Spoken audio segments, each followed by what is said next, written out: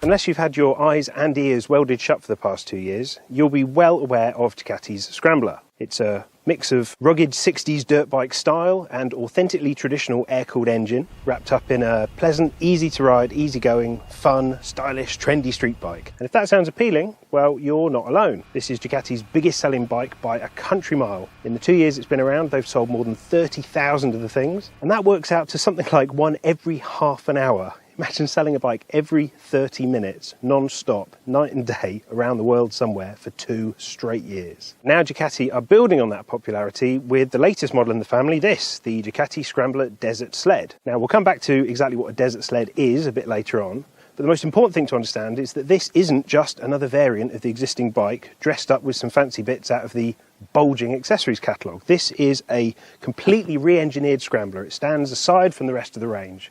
The only things it seems to have in common with the basic model is the engine, even though even that's been modified slightly, and the fuel tank. Everything else you see here pretty much is new. Ducati have made it tougher, they've made it taller, and they say this now gives it the ability to head off into the wilderness and live up to its desert sled name. So what exactly is a desert sled? Well, it comes from California in the 1960s and 70s, made by taking a regular road bike with a large capacity engine and modifying it just enough to head off into the desert. To prove just how good this is in a desert, Ducati have decided to launch it in one. We're in the southeast corner of Spain near Almeria, and this is apparently the driest, warmest spot in Europe, although you could fool me today. We're just about to head into the technical presentation to find out exactly what Ducati have done to this bike. But in typical quirky Scrambler fashion, this isn't going to be done in a boring conference room. Ducati are going to give us the information in the local saloon.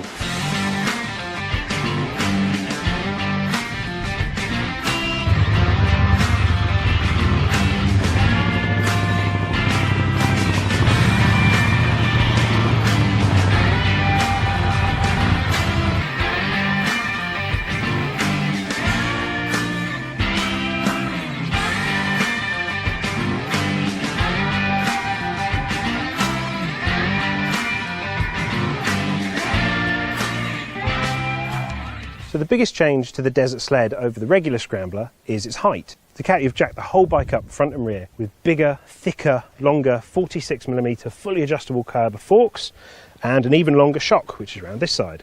Seat height has gone from a nice low manageable 790mm on the regular Scrambler up to a massive 860mm. That's about 34 inches. So it is worth bearing that in mind if you're not exactly gifted in the leg department. There's an extra 50mm or 2 inches of suspension travel at both ends, which is essential for absorbing all those lumps and bumps and battering over rocks in the desert. And as well as that, the frame has been reinforced. On the regular Scrambler, the frame sort of stops around here at the rear engine mount. But on this one, they've added some forged steel sections to continue the frame on through the swing arm pivot and round to the bottom of the engine. And that helps spread the load throughout the bike. In addition, the swing arm is stiffer and longer, and that not only increases the wheelbase for better stability, but also gives the rear wheel a bit more room to move up and down and not clash into the number plate. Wheels and tyres are new too. As you can see, they're spoked, not cast. The front is now larger at 19 inches and the rear tyre is slightly slimmer at a 170 section, not 180. And that helps cut through the dirt and sand. Tyres are Pirelli's Scorpion Rally STR. If you haven't heard of it before, that's because it's a brand new tyre, especially for this bike. It's a semi-knobbly design, so it's a good mix of both on-road and off-road performance. And there are loads of other detail changes too. The mud guards are new front and back, the handlebars are new, the foot pegs are new, the exhaust end can, the silencer is new. Basically it is a brand new bike. Well, other than the engine. This is the same 803cc 2-valve air-cooled V-twin that's in the existing Scrambler. The only changes that Ducati have made are a couple of little tweaks to get it through the latest emissions standard. One of them in fact is up here at the throttle. The shape of the tube has been changed to give it a slightly slower action in the first few degrees of travel. And that will hopefully also cure the slightly snatchy throttle that the standard bike has. Now, despite those changes, Ducati say that the engine's performance hasn't changed at all. It still makes 74 horsepower with 50 foot-pounds of torque. There's still no ride-by-wire, no traction control, no cruise control. The only rider aid this bike has is ABS, which you now have to have legally, but even that can be disabled. It seems like the only thing left to do is to get out of Dodge and go and see how this bike handles the Wild West, or East.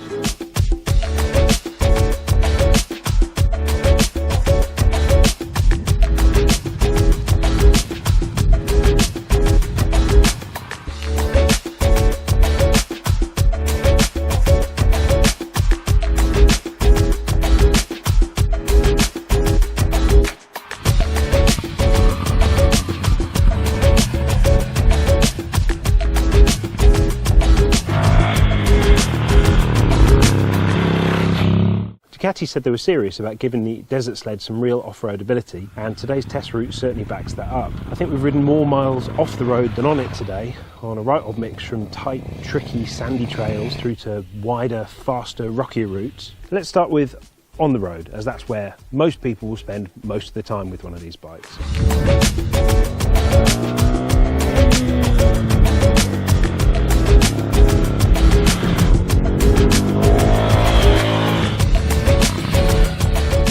First change you notice as soon as you set off is the Desert Sled's new riding position. Because you're sat so much higher up, because the bars are set a bit further forward so it's more of a reach over the bike, the whole thing feels a lot more substantial. The standard Scrambler can feel a little bit toy-like at times, but on this you feel a lot more dominant. The bike feels a lot more solid.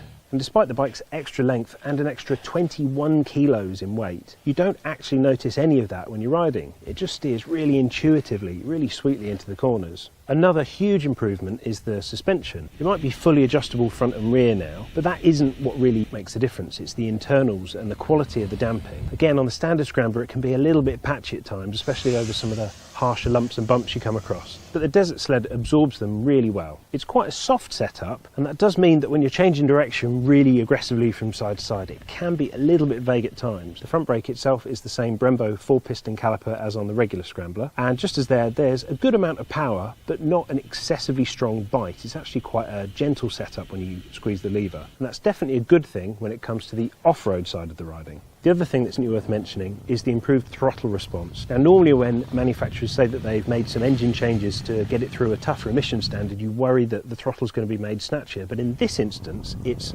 far smoother than the existing or outgoing Euro 3 Scrambler. The engine isn't super powerful, but it does have a lovely low down punch. It's really at its best from sort of 4,000 to about 7,000 revs, and it's not really worth taking beyond that.